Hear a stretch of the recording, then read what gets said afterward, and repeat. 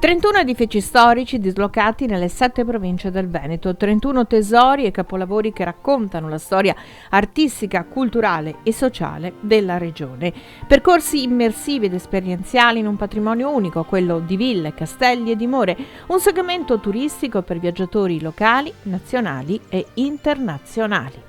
La cosa bella di questo progetto è che permette di far vivere delle esperienze uniche e incredibili ai nostri turisti. All'interno di queste ville noi possiamo trovare arte, cultura, storia, ma troviamo anche agricoltura, artigianato, quindi è un condensato di tutto ciò che il Veneto ha fatto nella storia e anche di recente, quindi è una grande opportunità per vivere il territorio a 360 gradi, quindi grazie anche a tutti questi imprenditori che ci hanno creduto.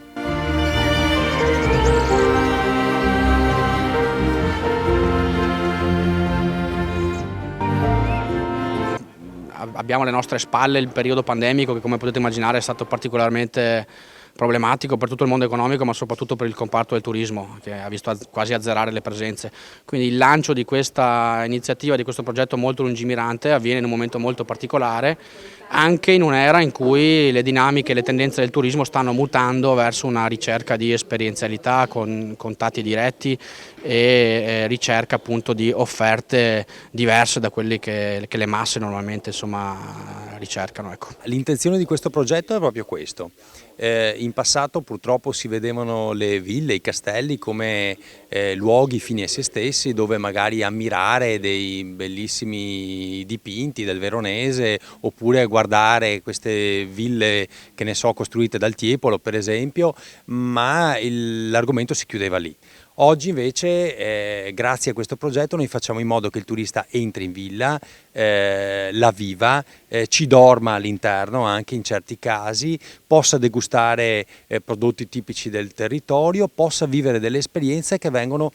fornite proprio dagli operatori. E quindi l'idea appunto che la villa non è soltanto un concentrato di cultura, ma è anche un concentrato di enogastronomia, di artigianato, per esempio, che ricordiamo che all'interno delle ville i veneziani, quando appunto hanno svolto lo sguardo all'interno verso invece che la laguna, hanno cercato di creare un microcosmo a 360 gradi di produzione, non solo agricola ma anche artigianale, e quindi insomma far capire e spiegare e far vivere queste esperienze all'interno delle ville e delle dimore dei castelli significa far capire e comprendere quella che è anche la storia della Serenissima, dell'epoca e quindi anche dell'attuale momento che il Veneto sta vivendo.